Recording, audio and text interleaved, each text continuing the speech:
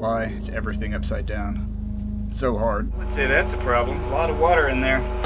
We're not getting power.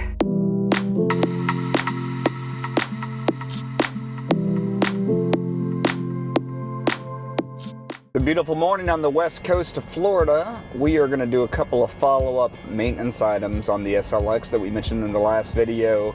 We have a new bilge float switch to attach for the normal bilge pump in the engine compartment. The emergency is working. We just need to put the switch on the normal higher output bilge pump. And then that mysterious motor pump that we were hearing, I believe we isolated it to the shower sump that is in the bottom of the center of the boat. So we brought the proper tools this time. We're going to take a look at it.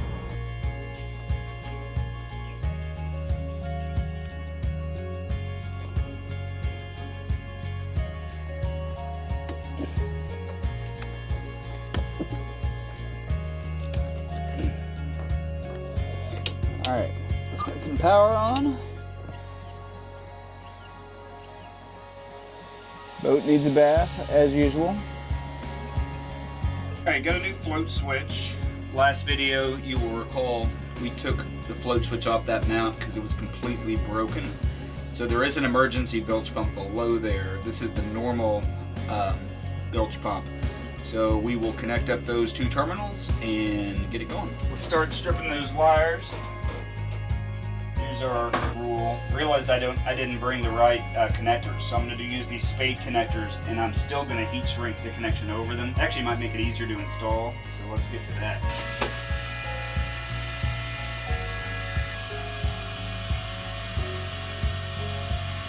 It fits. I'm going to connect it up, and then we're going to test it.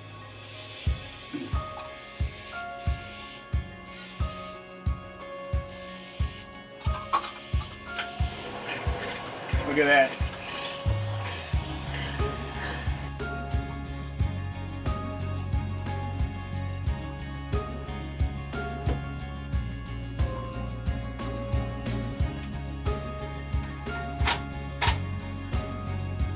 Alright, I didn't bring screws, so that second screw we're going to have to wait on, but obviously our bilge pump is working.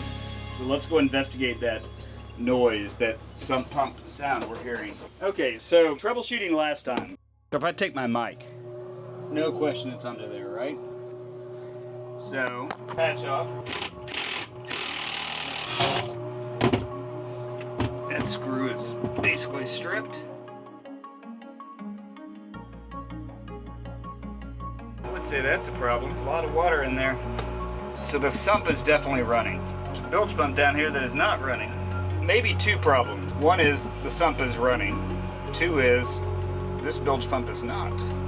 Alright, I'm gonna cut the leads to the float switch. See if we can get some manual power to it. See if we can tie the leads together. Alright, so that does nothing.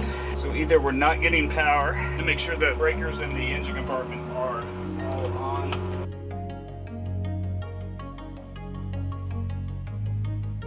Alright, so here's my two leads. Falling in the water is awesome. Both aren't in the water, so that's good. Okay, let's put a meter on this. Alright, DC voltage. Yeah, we're getting voltage. Stow these wires somewhere so they don't get wet real quick. Okay, I'm going to test this again.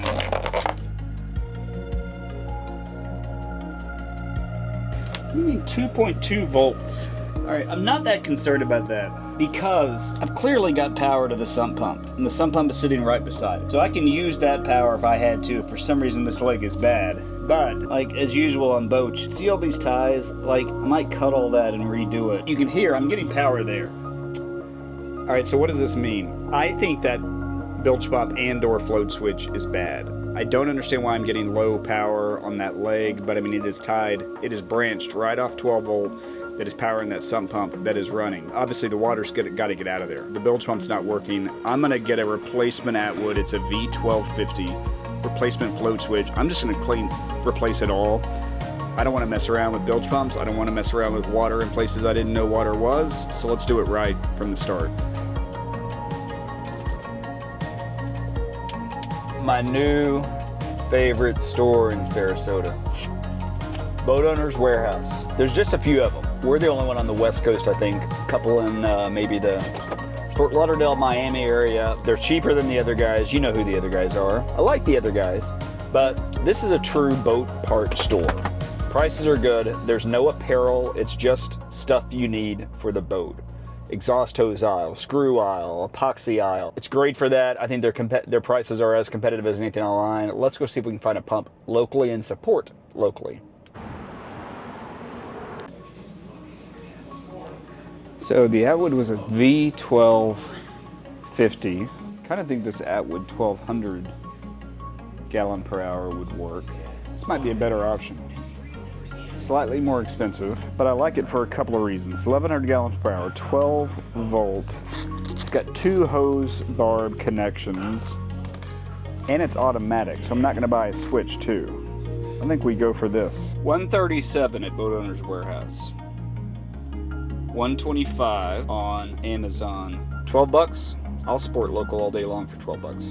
So I just looked at the other local guys. Wouldn't be nice to tell you it wasn't 12 bucks. It was a whole lot more. So Boat Owners Warehouse, love it if you guys can find one. I mean, it's a true marine supply store. Great, knowledgeable people. By the way, no endorsement. Just love the place. The automatic bilge pump, I'll be able to pull out that float switch. I'll be able to pull out the old rule bilge pump. I'll remove all that wiring. I'll pull back the wiring where there's not a bunch of butt connectors, so I can just do one set of butt connectors. We'll heat shrink them. They weren't before. That area is all very wet, of course. We'll do it right, and we'll take care of it.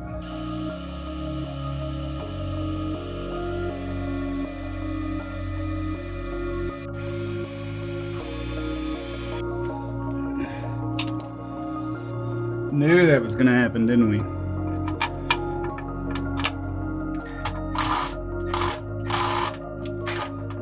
So thinking more about this wire, I think at least one of the reasons I was getting low voltage was how corroded the copper was. The copper looked terrible. You could hardly even see the copper color. Time to get this bilge pump out of here. Thing was really twisted on pretty tight.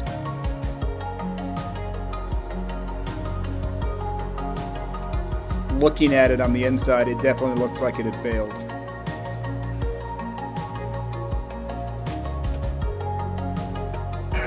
Gotta work on this wiring harness. Stuff's zip tied together that I don't even know what it is. Aha.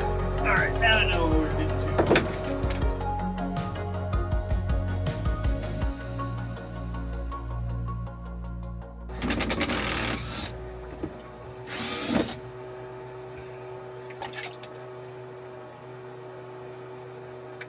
Yeah, that float switch is broken. Alright, let's try a little test.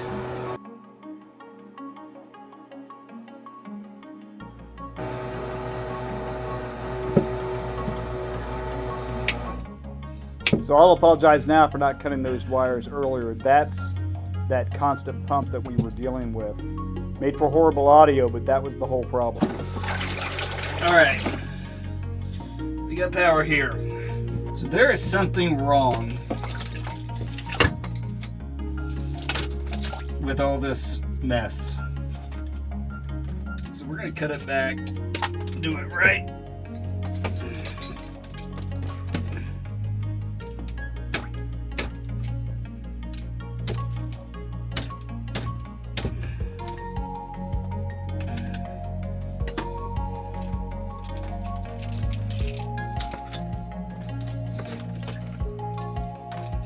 In the right place.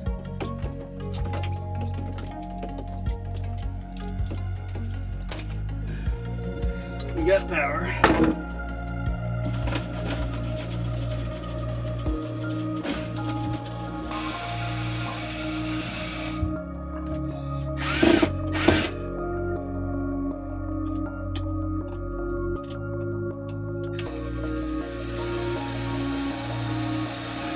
That's why we use an impact driver.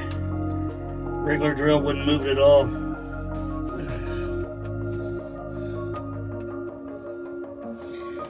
Alright, so we made a little extension. We're going to tie this into the supply line. Slightly larger connectors to bring in both the sump and the bilge pump on this side. Time to work upside down a little bit more. Do not like these lines. Can't even see the copper.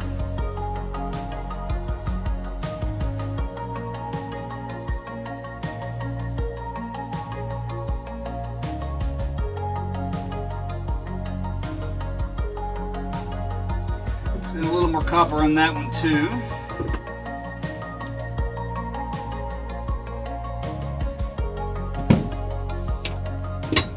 So those two are done. Put some extra length on these so we can tie them together.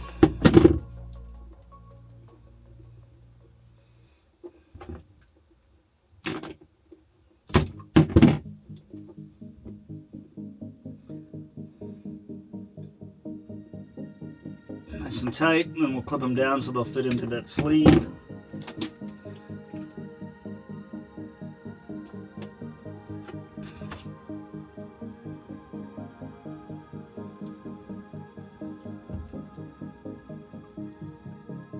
Nice and tight.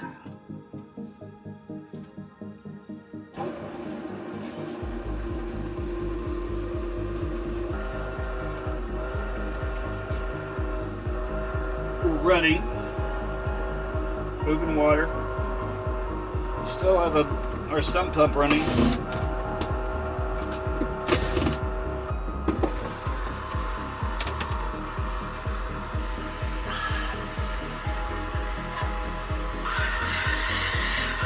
Which may be okay.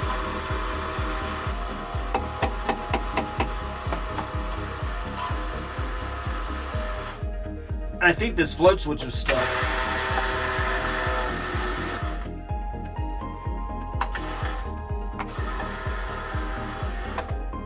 I wonder if this is going bad. In fact, I'm almost certain it is.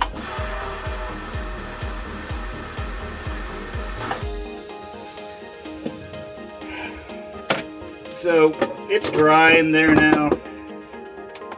Let's leave it for now. We know the sound. It's not really doing any harm. But if I hear it stick again, we'll replace that float switch too. I mean, it's a cheap enough part.